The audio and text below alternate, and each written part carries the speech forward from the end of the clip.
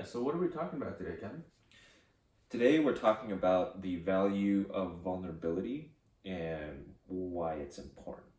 I think we typically like to start with kind of defining vulnerability a little bit. Mm-hmm. Like, what is vulnerability to you? Like, what does it mean? I think in a nutshell, it's putting yourself out there.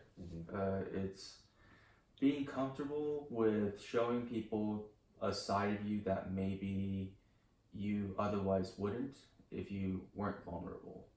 Hmm. Yeah. Yeah, I definitely agree with that. I think it's like putting yourself out there, putting yourself in a position where you're not necessarily very confident with.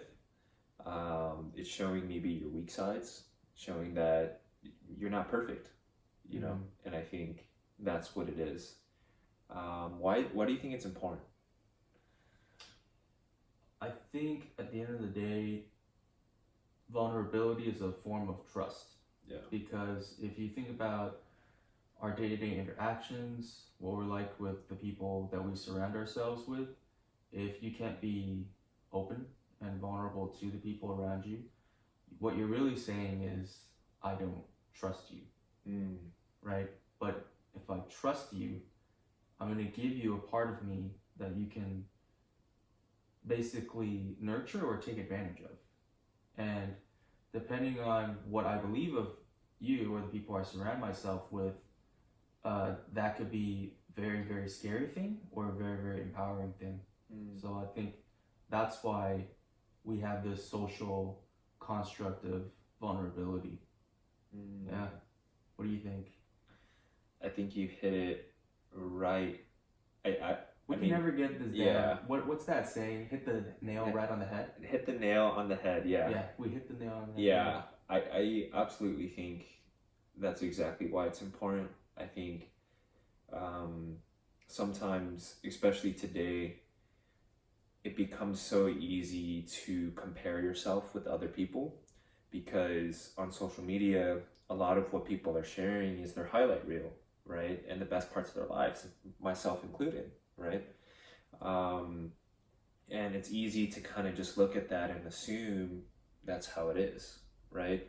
And you oftentimes don't see many people trying to be vulnerable on social media. They'll maybe just post their wins, right? Only the wins, not the losses. Correct. And I think and truth be told, it's because mainly people, and I think nowadays people are being more accustomed to sharing their vulnerability and their downsides, and I think it's becoming more and more embraced. It's a lot better than before. It's a lot better than before, but I think coming back to why it's important, I think it's liberating for you, right? Because you don't have to put on a persona, a mask. You don't have to put on a mask and show other people that you're someone who you're not, right? And that can be very exhausting. That can be very tiring for your own mind, right? Because you're constantly having to put effort into something you're naturally not already are, right? Right, because it's like, how long can you keep up the facade? You can't. It's not sustainable, right? And on the second part, which I think you touched a lot on, is you're connecting with that person, right? You're trusting them with this side of you that, either you can keep a secret, right? Or you could trust that it's going to be safe with that person, right? Or they could take advantage of that, right? And I think you're putting yourself out there, and I think it's important because it gives you a lot of strength, because it shows a lot about yourself. It shows a lot about the courage that you have to do that, right? It's a form of security. Form of security, right? But a very powerful security, because it's like, hey, I'm vulnerable because I'm courageous and I'm strong, and I believe that even if I put my weaknesses out there, that I'm going to be fine, right? Because whatever you do with my vulnerability says nothing about me. It says everything about you, right? And so if I say I'm failing or I'm sucking or X, Y, and Z, and you say, ha, ha, ha, sucks for you, that says nothing about myself. You're insecure. It actually shows that the other person is insecure. Yes. Because they're trying to bring you down. They're trying to bring you down even more, right. Or it shows whatever their intentions are, right? And I think that's also another beauty of being because it gives you the power to be authentic and your true self, right? And so, I mean, that's probably the only thing I would add to that is the strength and the power that it gives you. Definitely. Yeah. I think when you talk about vulnerability, a name that comes to mind, at least for me, there are a couple. One of them is Brene Brown. Mhm. She's a very, very famous sort of public speaker, sort of life coach and motivator. Yeah, I've heard of her. She's pretty awesome. Mm-hmm. Yeah. Definitely a must watch if you're. She has a Netflix special, right? She has a Netflix special. Yeah. I think the Netflix special is called The Call to Courage. Call to Courage? The Call to Courage. And I watched a good portion of it, and I think one of the biggest takeaways in that Netflix special is that it isn't always about winning. You know, it's sometimes winning doesn't mean you come in first place. Sometimes winning just simply means you did the brave thing. And I thought, wow, that's really empowering. You know, that you can disregard the importance of the outcome and focus on your ability to confront your fear. Because at the end of the day, I think vulnerability is ultimately your way of saying, I'm afraid of this thing, but I'm still going to do it regardless of how I'm going to be judged, regardless of what the outcome is going to look like, regardless if there's a chance that I can get hurt. And I think that in itself, like you said, is very liberating and empowering, because when you exercise that muscle, not only are you putting yourself out there, making yourself more resilient, but you also establish this aura of trust. This aura of authenticity that you cannot get if you were not vulnerable to begin with. I want to really highlight something you said there, was not focusing on the outcome of being vulnerable, right? Because I think some people might hear this and they'll go, okay, I'm going to be vulnerable. I'm going to put myself out there, right? I'm going to tell this chick. For the sake of doing it, yeah. I'm going to tell this chick that I love her, then get rejected, and then say, oh, being vulnerable is stupid, right? But it's not the fact that you're being vulnerable for the outcome, right? Or you're being vulnerable to achieve some greater cause or end, but you do it because you're trying to face yourself, your fears, and become a more full version of yourself. The realist version of yourself. The realist version of yourself without having to live in fear, right? And without having to live in some sort of facade that people might think you are, right? Or have to live up to that expectation, is what I meant by that. Yeah. And that example that you brought up about dating, the ironic part is she brings that up in the special. I won't spoil it for people who haven't watched the special, but the bit where they talk about dating and how the guy says he loves the girl is quite moving. It's pretty powerful stuff. But on the same subject of dating, it brings to mind another guy who's pretty well known too, called Mark Manson. And he's known for, I think his two most well-known books are Models, How to Attract, I think, Women Through Honesty or whatnot, or Integrity, I don't remember the title. And then the other book is called The Subtle Art of Not Giving a Fuck.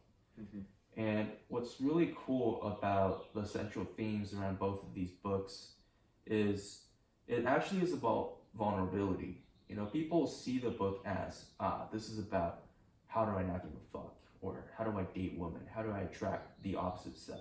You know, how do I become charismatic and attractive? But if you read the text really, really closely, the book's really more about if you just put yourself out there for the other person will be able to sense your authenticity, you know? And because of your authenticity, because you are not afraid to show that you are quote unquote weak or your shortcomings, the other person instantly trusts and likes you more because of that, because you've shown that you're human. And I want to ask you this, Kevin, why do you think it is that in society, at least for males, I don't want to generalize, but males in general, it's a little bit harder to admit or show weakness or Mm. be more vocal about it. Yeah, that's a good question. Or And just people in general. yeah, and I think like I don't have a full answer, but I can kind of deduce maybe some of the reasons that contribute to that. I think there's a standard for men to come off as strong in terms of the physical aspect, in terms of, tough. Like the idea of masculinity is I don't cry, I don't show emotion, I'm strong. I don't and feel pain. Correct. If I have a problem, I take care of it myself, right? I'm not going to burden other people with my pain, right? And there is a dichotomy to that too, because it's like we're talking about this idea of vulnerability, but like at the same time, you don't always have to throw everything out there where you're just kind of complaining. I think that's a completely different thing than There's a fine line between complaining and being vulnerable. yeah. There's a distinction there, right? But I think, there is this persona of that as masculinity, right? Where you don't show emotion, you don't express that. And if you get, touchy and feely, it's more often an expression of feminine energy, right? And how women are more okay and socially acceptable to talk about their emotions amongst each other because that's what women do, right? But I think now, especially with this whole movement of I guess expressing it has becoming more open. I think there's a lot of topics around toxic masculinity, and I think that it's becoming more and more okay, and people are challenging that status quo, which I think is fantastic, because I think it is important for men especially to be vulnerable and share a lot of what might be going on. And I think it's actually a cause of a lot of problems that we do have How many in the world. times have you heard, like, especially with our grandparents' generation, where the grandpa and the grandma are around the same age, but then the grandpa dies, like, on average, like 10 to 15 years earlier. At least for both of my grandpas, they both died 20 years plus before both my grandmas. That's crazy. And it wasn't because they were different ages; they were the same ages. Really? And it's interesting you bring it up, that how when men go through troubles, or when they feel like they're struggling, they cannot express it. And I think internalizing that stress, it does cause you to, accumulate that stress and not live as long. It does affect longevity. So I think it's just really interesting that you mentioned that it's hard for us because for some reason we believe that, at least socially, it's not acceptable, but it's becoming more acceptable. Absolutely. Yeah, I think so. I think that's one component to it. And I'm sure there's other like components There are to the it as biological well. factors too, Correct. and other things, but it's just really interesting that more often than not, men do on average die a little bit earlier than women. Interesting. Yeah. Okay. Yeah. Maybe it's because we don't take care of our diets or whatnot. But if anyone has more information out there about that, that'd be great. But well, I mean, I have a question for you. Is like, do you remember a time where you put yourself out there, you were really vulnerable, and it turned out maybe something that you didn't expect would happen, whether it was for the good or the bad, but you were glad you did it anyway? I'll think of two examples. I already have one in my head. Okay. And it's funny. It's actually a really good exercise because I haven't really shared this with many people at all, if not anyone from high school. And this happened back in high school. Yeah. So there was this girl that I thought was pretty cute, but she wasn't in our year. So she was actually, I think, a year. Like, we were juniors, I think. Okay. Third year of high school, or was it fourth year? I can't remember. Stuart and I went to the same high school. We're in the same high school. Shout out to Dime Bar High School alumni if you guys went there as well. But yeah, I didn't know her. I was not familiar with her social circle either. But I wanted to ask her out to the dance. Man, I've seen a lot of people go really extra over the top. Like, ask a girl in front of like 500 people, kind of pressure them into saying yes or no, because it's like, oh, if the girl doesn't say yes, and the guy put himself vulnerably out there, then you're a dick, right? You have no heart. Yeah. You know, you're heartless. But I decided I want to do this in private because that's true to my style and who I am. You know, I don't need the whole world to know what I'm doing. But I was terrified, like mortified. I had no experience. I had no idea what I was doing. I wasn't even dressed properly. If I do it again, I'd probably be a little bit more presentable. I literally walked up to the girl in the locker room hallway. You know where D building is, like in the upstairs, and then I was carrying my tennis bag. I was wearing shorts. I was wearing tube socks, tennis shoes, because I was about to go to tennis practice. Yeah. So I was on the tennis team, and then I just asked her like, "Hey, like, I think you look really nice, and I like for us to go to the dance." And she was just fucking mortified. Like, she looked at me. It wasn't that I said anything inappropriate, but she just did not know how to respond. Did she know you at the time, or she didn't know you? This is where I fucked up. Like, she didn't know me at the time. Yeah. And what made it worse was her friend kind of just like, "Oh, who are you? Get away from my friend."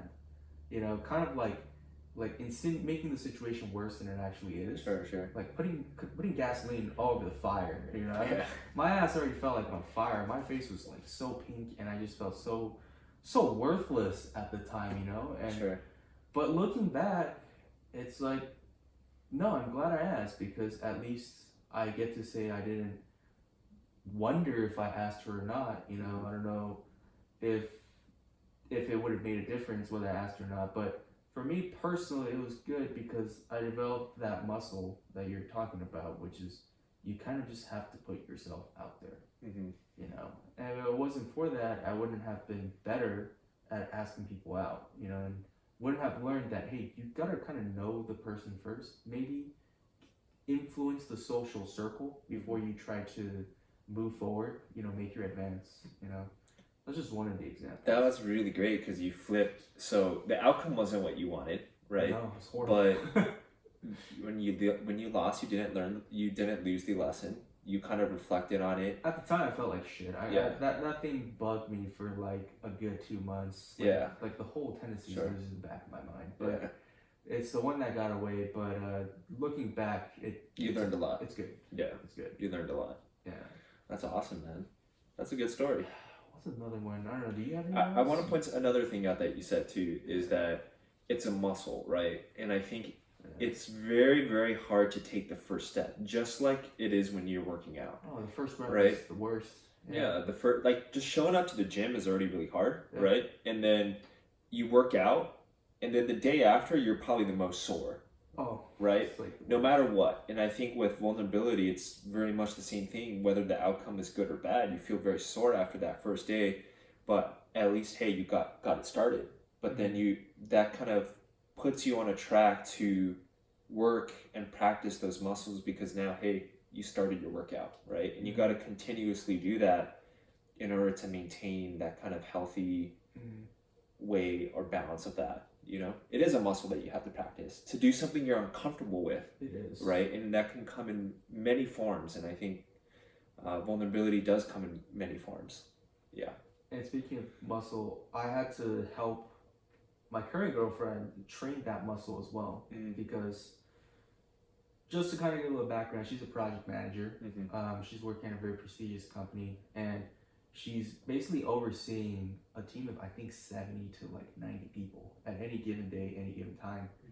And a lot of these people are much older than her.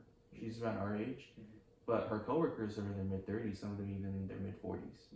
And so because of that age dynamic, you know, they kind of feel, well, why is this girl who's younger than us the manager of us? You know, and I always told her that, you know, to gain people's trust, you kind of have to be willing to give in order to take. And what I mean by that is, you give them a little piece of yourself, and then they'll give you a little piece of themselves. She's very type A, so it's like, I need to be strong. I need to be independent, right? I need to be tough. I have something to prove because of my age. I need to put up a wall and be very, very stern about how professional I am. You know, I need to not show any imperfections about myself. But I kind of told her that, like, when you're in a meeting, sometimes it's okay, or even when you're one-on-one with coworkers who are in disagreement with you, to just put yourself out there. She's like, but she's thinking to herself, like, but how? How do I do that? Right? How do I show vulnerability? Isn't vulnerability going to make me look weaker as a team lead, as a team manager? And I said, it's actually going to be the opposite, because let's say you come to a meeting and you open the meeting up with, guys, we made great progress on X, Y, and Z. There are some errors and improvements that I would like to see, and I'd like to start off with myself personally. We're going to start off with where I think I can improve on, and I'd like everyone in this group to share where they think they can personally improve on. I say, if you lead with that, how much more powerful is that than you coming into a meeting and telling, hey, you're not doing well, you're not doing your shit, why are you behind on your schedule, like, why is the project deadline not being met? But if you start off by saying, like, hey, perhaps this isn't the fault of the group, this is the fault of my planning, which is why the group is behind. What do I need to do to help this group elevate to the next level? That's a form of vulnerability and accountability. And I told her to try that out, and lo and behold, of the 70 or 90 people, she says that maybe over 2/3, 3/4 of the people instantly feel more open and to discussion with her. They are more open to talking about personal things with her, issues that are bothering them, holding them back from performing at work. And I just thought that's a really powerful example, because you're able to teach someone about vulnerability, and they're able to use their vulnerability to help make other people better. That's a really great story, man. Yeah. I kind of went on a tangent with that, but I just thought, since we're on this subject, I think that's actually a good exercise that in real life. I think in the one you just talked about with your girlfriend, it talks a lot about ownership too, and leadership. And I think vulnerability does play a big part in leadership in that specific example, right? Because as a leader, you're responsible for everything that does happen, right? And I think this could be a whole entire topic, right? But as a leader, you're responsible for everything that happens on your team, right? And I think if you're not vulnerable, or you don't take ownership of that specific thing, your shortcomings as a leader, then your team is just going to have to put the blame on you.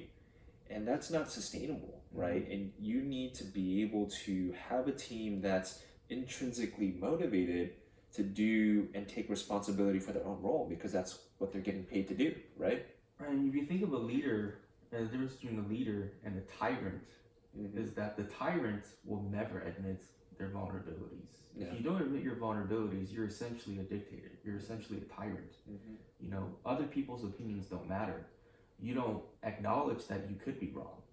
But that humility to acknowledge that I could be wrong, I personally could be doing better, and I'm going to show you guys that I'm not perfect, is, I think, an ultimate form of leadership. Yeah. I think a lot of it too is like, people want to feel like they relate to other people. People like to relate to each other, and I think when you're not vulnerable, it's very hard to relate to you, because you're putting up a facade that you did nothing wrong. When in actuality, I think people more relate to their pain and suffering than they do with their successes, And I think it's just, I don't know what it is. I just think it's like a human nature type of thing, where people more relate to those things. And I think you shouldn't sulk on them, but I think when you showcase that, it's like, oh, she's, in your case, like, she's just like us, right? And I can relate to her, and I can share with her my shortcomings of my job, and we can work through that together, and we can make something that's great. Yeah. Have you ever had a moment where you hesitated to show vulnerability, but you ended up doing it anyways? Yeah, I think I'm gotta think of like a recent example. I think a lot of it too was being vulnerable with myself recently, right? And also, I think that's like the trickiest thing. So an example and we talked a little bit about this in the recent podcast, right? I kind of took a pretty big risk recently, leaving my job at Tesla, right? And leaving, I was feeling really inspired and gassed up, right? To kind of do my own thing, start the business that I was working on while I was there, right? And just kind of go full time. And, maybe 2 months after leaving, I started to question a lot of myself and just feel angry, right? I wasn't at a point of doubt, but I was just kind of angry and upset with the progress, just kind of the progress, okay. And a little bit frustrated. And I couldn't put a finger on it. I just felt like I needed to work more, right? And my mom would come home every day, right? And we'll kind of talk, and we kind of talk every day, and she'll say something like, "Oh, so, like, what did you do all day?" Right? And for me internally, I interpreted it as, oh, she thinks I'm not successful. She thinks I'm not doing enough, or I'm doing nothing, right? And she did not say that, right? And for me, I put the blame upon her to say, like, oh, like, why are you giving me all this nagging? Why are you putting me down? Right. Why are you always so negative? Like, to the point where I was blaming her for no reason, for just asking, what did I do all day? It may just be an innocent question. Correct. Misinterpreted, right? But I came up with that dialogue. But because of that, I projected that on her, right? And I didn't know what it was for a long time until I said, that's almost like anti-vulnerability in a way. Yeah, right? Yeah. And I was like, well, why do I feel so angry? And then I kind of had to unravel that inside and be vulnerable with myself and face that. And be like, really ask myself the hard question is like, hey, is that how I feel about myself? Not what she thinks of me. And then when I realized that was really eye-opening for me, because it's like, wow. That was a moment of realization. Where it's like, that is what I was thinking about myself, not what she was projecting onto me, right? And I think that happens a lot when it comes to vulnerability, and sometimes it's a blind spot. Sometimes it's our blind spots. It is, and I think sometimes that might be even probably the most important person to be vulnerable to is yourself, because we hide our own vulnerability to ourselves with our ego, right? And our ego puts up this idea of confidence that we know what's going to happen. We feel this idea of this success and this person who we should be. Like we're infallible. We can't be wrong. Right? Correct. But we never, like, being vulnerable to yourself with ego is, what if I am wrong? Or what if it isn't that? And not in a sense where you're doubting yourself, but you're being truthful to yourself. Right. You're not being fearful of failure. You're just accepting that failure is a possibility. Correct. And you're learning to navigate within that, right? And I'm not saying that, you should so much focus on your limitation, but if you're feeling upset or angry about something and you're giving yourself these subconscious doubts or fears for that matter, you have to be vulnerable to yourself to face that.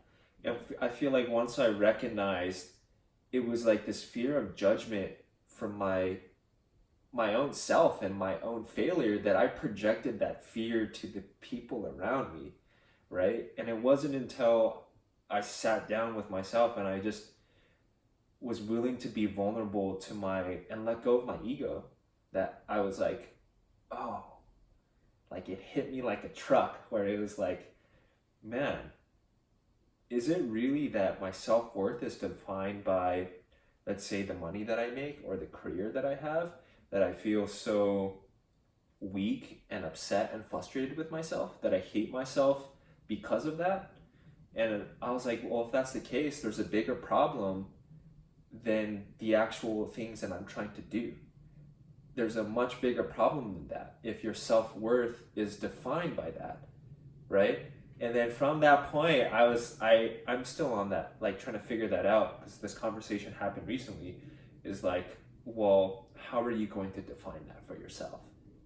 Because if that's what it's going to be predicated on, you're never going to be happy, right? And I think unraveling that was really helpful. And I think that can kind of go into a much deeper topic, but I think That's also another aspect, right? Being vulnerable to others, yes, that builds trust, but first you got to be vulnerable with yourself and be honest with your feelings, right?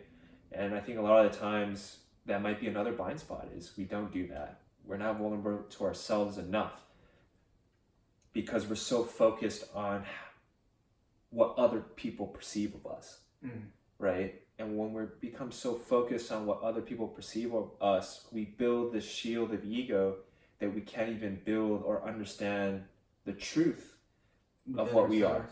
Yeah. Damn, Kevin, that I do appreciate you for sharing that, especially for everyone who's listening, because I think that's something that a lot of people can self-reflect on and recognize within themselves if they are putting up a shield, a barrier of what we call ego, from the truth that is their vulnerability. Yeah. You know, is there anything else that you'd like to add to that?